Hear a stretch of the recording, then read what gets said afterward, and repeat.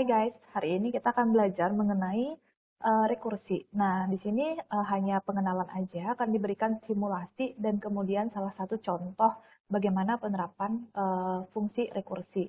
Nah, sebaiknya sih kalian udah paham dulu ya apa itu function, baru kalian bisa masuk ke sini. Jadi kan fungsi itu sebenarnya sekumpulan dari perintah yang mana nantinya dia bisa mengembalikan hasil seperti itu.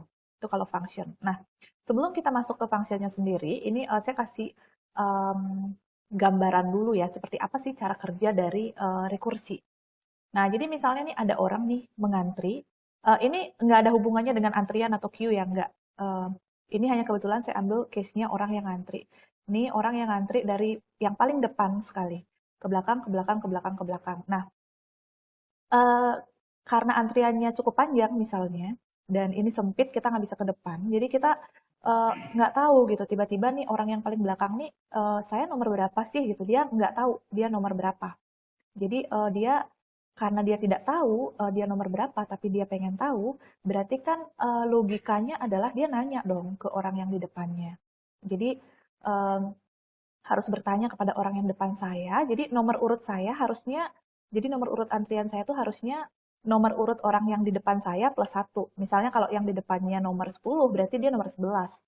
Logikanya begitu, sehingga dia harus bertanya nih ke depan, gitu ya. Nah, biar nggak terlalu panjang nih, aku nomor berapa gitu kan, panjang banget kata-katanya ya. Kita singkat aja dengan NB, nomor berapa gitu ya. Jadi di sini eh, setelah tadi kita logikakan, jadi ketemu deh rumus. Saya nomor berapa, jadi nomor berapakah saya, itu adalah nomor berapakah orang di depan saya plus 1. Jadi kita bentuk seperti seolah-olah memanggil fungsi. Kalau memanggil fungsi kan nama fungsinya apa, parameternya apa gitu kan. Jadi di sini nama fungsinya NB, kemudian yang ingin diketahui nomor berapanya itu adalah saya, berarti nomor berapakah saya itu adalah nomor berapakah orang di depan saya plus 1. Nah, itu rumusnya, kan seperti itu kan. Nah, cuman di sini kan nggak semua berlaku rumus seperti itu kan. Mungkin untuk orang yang paling belakang iya, depannya iya, orang yang tengah-tengah ini iya. Jadi nomor antrian saya itu adalah nomor antrian orang depan saya plus 1. Tapi orang yang paling depan, dia nggak mungkin dong nomor antrian orang di depan saya plus 1. Kan udah nggak ada orang yang di depannya. Jadi khusus, jadi di sini ada dua sebenarnya kondisinya. Yang pertama untuk orang-orang yang bukan di paling depan, jadi rumus yang tadi berlaku. Nomor berapakah saya itu adalah nomor berapakah orang di depan saya plus 1. Tapi selain itu, kalau ternyata dia ada di paling depan antrian, berarti nomor berapa saya ya pastinya nomor 1. Nah, yang bagian yang di sini kita sebut sebagai basis atau bagian di mana pemanggilan itu berhenti. Ini kan terus dia nyolek ya, yang paling belakang ini nyolek depan, kamu nomor berapa sih? Terus dia nyolek lagi ke depannya, kamu nomor berapa? Kamu nomor berapa? Kamu nomor berapa? Kamu nomor berapa? Dan ini nyolek lagi, kamu nomor berapa? Nah, yang paling depan ini nggak mungkin nyolek lagi. Nah, itu yang kita sebut sebagai basis, di mana pemanggilan fungsi berhenti. Nah, kalau kalian lihat nih, yang dimaksud dengan rekursifnya di sini, itu kan pemanggilan diri sendiri secara berulang gitu kan. Dia memanggil dirinya sendiri. Nah, jadi nomor berapakah saya memanggil lagi fungsi nomor berapakah, tapi dengan parameter yang berbeda. Jadi nomor berapakah depan saya. Jadi di NB saya sama dengan NB depan saya. Jadi di dalam NB itu ada pemanggilan NB lagi. Jadi memanggil dirinya sendiri seperti itu ya. Itu yang kita sebut sebagai recursion fork. Nah, jadi basis itu harus ada. Kenapa? Karena kalau tidak ketemu basisnya ini, maka fungsinya tidak akan pernah berhenti dong, gitu kan. Padahal algoritma itu kan dia menyelesaikan permasalahan, urutan menyelesaikan permasalahan secara terstruktur gitu kan. Suatu saat harus berhenti, kan begitu. Suatu saat harus berhenti itu syarat mutlak, nggak boleh nggak berhenti. Nah, kalau sebuah rekursi ini basisnya tidak ketemu gitu ya atau tidak ada, dia terus memanggil dirinya ya tidak akan pernah berhenti. Jadi basis ini penting. Kapan sih fungsi tersebut akan stop? Seperti itu ya. Dalam kasus ini berarti kalau posisinya udah yang paling depan. Oke, dia langsung menjawab 1. Nah, jadi dia jawab nih, aku nomor 1. Jadi dia akan ke belakangnya, oh berarti aku 1 plus 1. Berarti aku 2. Dia bilangin ke belakangnya gitu. Nanti seperti itu ya. Oke, kita cek cara jalannya. Jadi pertama, kita akan simulasikan orang yang paling belakang nih nanya dulu, aku nomor berapa? Jadi dia NB saya adalah NB depan saya plus 1, dicolek nih ke depan. Yang depan ini kan juga nggak tahu dia nomor berapa kan. Dia kan nyolek ke depannya lagi. NB saya adalah NB depan saya plus 1. Dia nyolek ke depan juga nggak tahu. Ini nggak tahu, dia nyolek ke depan, semua terus nyolek ke depan, ini bagian rekursif nih. Nyolek ke depan, nah begitu paling depan di sini, dia kan udah tahu nih, aku nomor 1, karena depanku nggak ada. Berarti dia akan bilang, NB saya adalah 1 loh, dia jawab ke belakang. Nah, habis itu orang yang paling belakangnya berarti dia dapat dong jawaban ini, NB depan saya plus 1.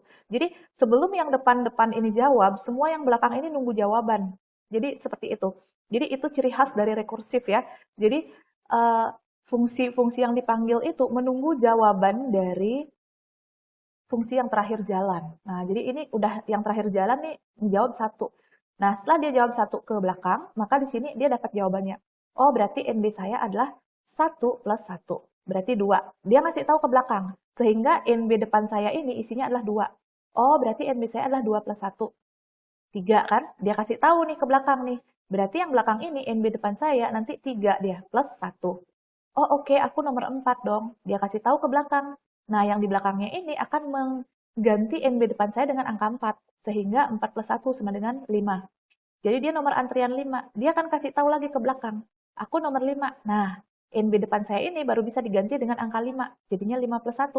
Nah, dia nomor 6. Dia akan ngasih tahu nih ke belakang. Aku nomor 6. Nah, jadi yang paling belakang akhirnya tahu. NB depan saya itu 6 plus 1. Oke, berarti aku nomor 7. Berhenti. Karena sudah dapat jawabannya semua.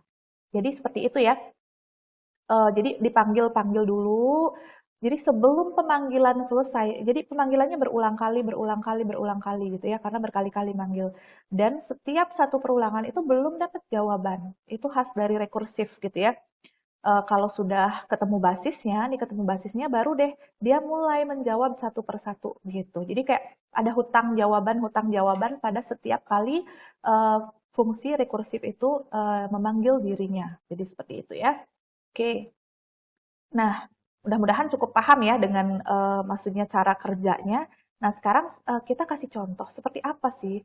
Sebenarnya banyak banget ya contoh kasus rekursif. Salah satunya yang paling terkenal dan klasik banget itu adalah faktorial. Faktorial itu kan menghitung hasil perkalian bilangan secara berurut. Nah, em, oke, ini agak matematis tapi nggak usah terlalu mikir matematis juga gitu ya. Intinya misalnya faktorial 5 itu disimbolkan dengan 5 tanda seru, ya tanda pentung nih. Itu adalah perkalian antara 1 kali 2 kali 3 kali 4 kali 5. Ada juga yang menyebutnya dengan 5 kali 4 kali 3 kali 2 kali 1. Ya, begitulah. Pokoknya intinya kita mengalihkan bilangan secara berurutan sampai dengan berapa faktorial yang ditanyakan. Kalau misalnya 10 faktorial berarti 1 kali 2 kali 3 kali 4 kali 5 sampai dengan kali 10. Atau 10 kali 9 kali 8 kali 7 dan dikali seterusnya sampai dengan 1. Nah itu ya, itu faktorial. Intinya perkalian yang dari bilangan berurutan dari 1 sampai bilangan faktorial itu sendiri. Nah, rumus umum faktorialnya itu sebenarnya gimana sih? Jadi di sini faktorial, jadi ada basis faktorial 0 itu adalah 1. Oke, jangan tanyakan saya kenapa faktorial 0 itu 1. Ini udah ketentuan lah pokoknya, tanyakan saja kepada orang matematik ya, kenapa faktorial 0, 1. Intinya di sini kita hanya sudah menggunakan ketentuan atau rumus yang udah ditetapkan bahwa faktorial 0 itu 1 loh, gitu ya. Oke, ini basisnya. Karena kalau faktorial 5 kan dia masih mengalihkan tuh antara 5 kali 4 kali 3 kali 2 dan seterusnya. Tapi kalau faktorial 0, ya udah jawabannya 1 gitu aja. Tidak ada proses perkalian error gitu. Kemudian bagian rekursinya ini yang bagian rekursinya. Coba, kalau misalnya saya tanya, 3 faktorial itu kan 1 kali 2 kali 3, ya kan? 4 faktorial itu 1 kali 2 kali 3 kali 4. Kalau 5 faktorial, 1 kali 2 kali 3 kali 4 kali 5. Saya bisa katakan bahwa 5 faktorial ini sebenarnya adalah 1 kali 2 kali 3 kali 4, ya kan? Yang mana itu adalah 4 faktorial dikali 5. Bisa aja kan seperti itu kan? Ini loh. 5 faktorial itu kan adalah 1 kali 2 kali 3 kali 4 kali 5, ya kan? Sedangkan 4 faktorial itu adalah 1 kali 2 kali 3 kali 4. Nah, dengan demikian saya boleh dong menyebut ini kan 1 kali 2 kali 3 kali 4 itu adalah 4 faktorial dikali 5. Boleh aja kan kayak gitu. 3 faktorial ini adalah 1 kali 2 kali 3, ya kan?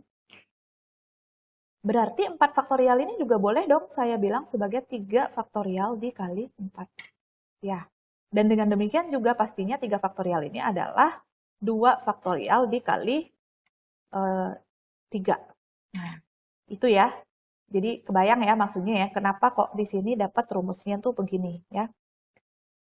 Oke, jadi bagian rekursinya adalah n faktorial, itu adalah n min 1 faktorial dikali n. Kenapa n min 1? Karena 5 faktorial itu adalah 5 kurang 1 berarti berapa? 4 kan? Nah, makanya. Kalau 4 faktorial berarti 4 kurang 1, ini 3. Makanya di sini n min 1 faktorial dikali n. Kenapa ini kita sebut sebagai bagian rekursi? Karena ketika menghitung n faktorial, ada perhitungan faktorial yang lain. Jadi dia memanggil fungsi perhitungan faktorial lagi gitu. Jadi ada perhitungan faktorial di dalam perhitungan faktorial yang lain. Jadi seperti itu. Makanya itu kita sebut sebagai rekursif. Jadi dia memanggil dirinya sendiri lagi gitu. Nah, oke, nih ya, misal 3 faktorial itu adalah 3 min 1 faktorial dikali 3. Berarti 3 min 1 adalah 2. 2 faktorial dikali 3. Oke, sedangkan 2 faktorial ini boleh dong kita masukkan ke rumus, berarti 2 min 1 faktorial dikali 2, ya kan? 2 faktorial itu adalah 2 min 1 faktorial dikali 2. Nah, tadi itu kita kan masih menghitung 3 faktorial nih. 3 faktorial ini kan ada kali 3-nya, maka kali 3-nya tetap masuk nih. Sehingga jadinya 2 kurang 1 adalah 1 faktorial dikali 2 dikali 3. Nah, 1 faktorial itu adalah 1 kurang 1 faktorial, ya kan, dikali 1. Ini adalah jawaban dari 1 faktorialnya. 1 kurang 1 faktorial dikali 1. Nah, kali 2 dan kali 3-nya ini kan adalah proses yang sebelumnya masih belum dikerjakan. Ya kan? Berarti dia masih 1 kurang 1, 0 faktorial dikali 1 dikali 2 dikali 3. Nah, ini udah ketemu nih 0 faktorial, yang mana dia adalah basisnya. Berarti base ya, bukan basic sih, base-nya ya. Oke, jadi 0 faktorial adalah 1. 1 kali 1 kali 2 kali 3. Nah, ini jawabannya adalah 6 gitu ya. Sebenarnya sama aja sih dengan 1 kali 2 kali 3 gitu ya, karena pengali 1 di depannya ini tetap tidak merubah apapun. Jadi seperti itu. Nah, oke. Jadi kalau kita buatkan pseudocode-nya, kita kasih nama functionnya adalah faktorial. Jadi function faktorial, ini faktorial yang mau kita hitung, yaitu n. Nah, jadi seperti itu. Dan nilai kembaliannya adalah integer, misalnya, karena dia mengalikan ya, 1 kali 2 kali 3, itu kan bilangan bulat ya. Nanti terserah di bahasa pemrogramannya, kalian ubah menjadi long, misalnya itu nggak masalah, atau misalnya namanya begin, ya apapun lah di bahasa pemrograman kalian ya. Disesuaikan aja dengan tipe data yang yang dikenali di sana. Di deklarasinya nggak ada. Nah, di bagian deskripsi ini, ingat ada 2 kondisi kan sebenarnya. Ketika dia 0, itu yang membuat dia berhenti, atau itu adalah base-nya, atau basisnya ya. Kemudian, kondisi yang berikutnya itu adalah kalau bukan 0, gitu ya. Nah, jadi di sini kita asumsikan bahwa user tidak akan menginput bilangan negatif ya, karena faktorial negatif itu nggak ada. Jadi pertama, jika n ini adalah 0, maka kita returnkan 1. Kan tadi hasilnya faktorial 0 itu adalah 1, berarti return 1. Selain itu, kita returnkan, jadi kita hitung tuh faktorial, rumusnya tadi kan faktorial n min 1, ya kan? Dikali n. Jadi return faktorial n min 1 dikali n. 2 itu aja sebenarnya kondisinya. Udah n if gitu ya. Nanti bagian rekursif inilah yang memanggil function berkali-kali gitu ya. Ini yang disebut bagian rekursif karena dia memanggil dirinya sendiri. Nah, oke, sekarang saya akan jelaskan bagaimana pseudocode tadi bekerja untuk perhitungan faktorial 3. Nah, berarti dalam hal ini n-nya adalah 3 ya. Oke, jadi di sini ini function yang tadi udah kita buat pseudocode-nya. Jadi di sini n-nya 3. Ketika dipanggil faktorial, ini pakai C ya. Oke, sorry ya. Ini pakai C, ya udahlah anggap sama ya. Ketika dipanggil faktorial 3, maka di sini dia akan mengecek dulu apakah n, apakah 3 sama dengan 0? Tentu tidak. Maka dia akan lari ke else. Karena dia lari ke else, maka dia akan return faktorial n min 1. Berarti n min 1 itu adalah 3 kurang 1. 3 kurang 1 yaitu 2 dikali n, dikali 3. Tuh ya.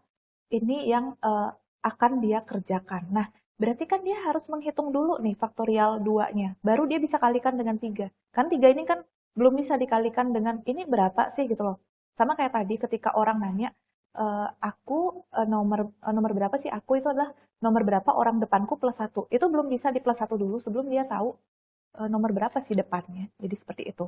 Nah, jadi di sini dia harus memanggil dulu faktorial 2 dan kali 3-nya ini masih diutangkan. Sehingga di sini kita buatlah sebuah stack gitu ya.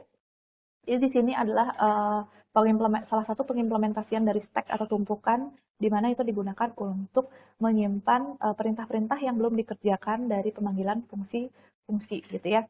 Jadi kali 3 itu tadi kita push ke dalam stack. Anggap stack saya seperti ini ya. Jadi anggap kapasitasnya cuma gini doang karena juga ini simulasinya nggak banyak.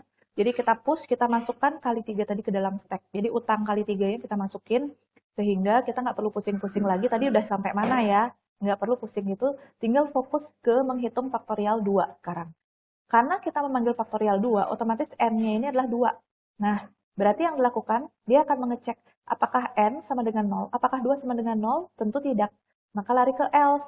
Karena lari ke else, berarti di sini return faktorial n min 1. N-nya tadi 2 kan?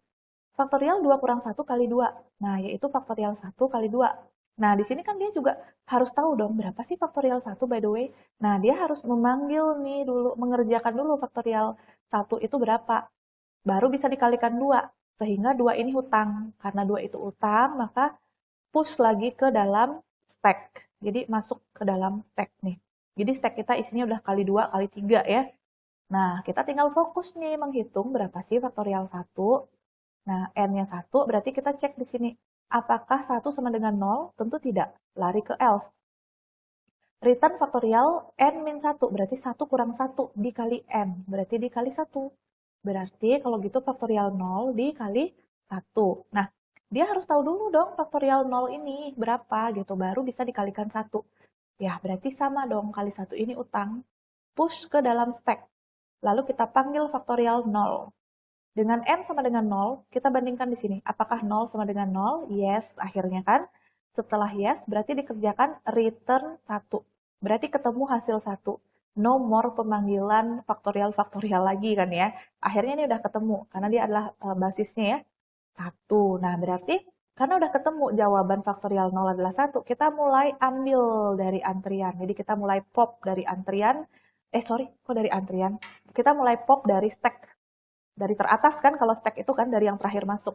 Berarti kita akan balik lagi. Setelah ketemu faktorial 0, tadi kan kita berhutang faktorial 1 tuh. Nah, kita pop 1 dari stack untuk menghitung berapa faktorial 1. Jadi faktorial 0 kali 1 kan, tadi kan faktorial 0 udah ketemu jawabannya 1. Jadi 1 kali 1 sama dengan 1. Nah, habis itu ketemu jawaban dari faktorial 1, kita akan hitung faktorial 2. Nah, faktorial 2 itu kita pop 2-nya dari dalam stack. Nah, jadi faktorial 1 kali 2. Nah, jadi kan tadi 1 dikali, nah kita pop tadi kan angka 2-nya ya. Faktorial 1 kan tadi udah dijawab tuh 1. Nah, sehingga di sini jawabannya 2. Jadi faktorial 2 jawabannya adalah 2, sehingga kita akan menghitung faktorial 3. Faktorial 3 itu kan faktorial 2 dikali 3. Faktorial 2-nya tadi udah kehitung ya, hasilnya 2 ya. Berarti tinggal kita popkan aja 3-nya ini, ambil 3-nya. Jadi kita tinggal ngambilin satu-satu tuh. Jadi tadi 2 dikali 3, dapatlah jawabannya 6. Nah, karena stack-nya nih udah habis, udah kosong, berarti udah kelar tuh jalannya program, akhirnya udah selesai. Nah, maka fungsi faktorial tersebut akan mengembalikan nilai akhir yaitu 6. Nah, jadi seperti itu ya cara kerja dari fungsi rekursi dengan contoh faktorial. Mudah-mudahan kalian bisa paham. Kalau kalian ada kurang paham atau ada yang mau ditanyakan, silakan kalian bisa berkomentar ya.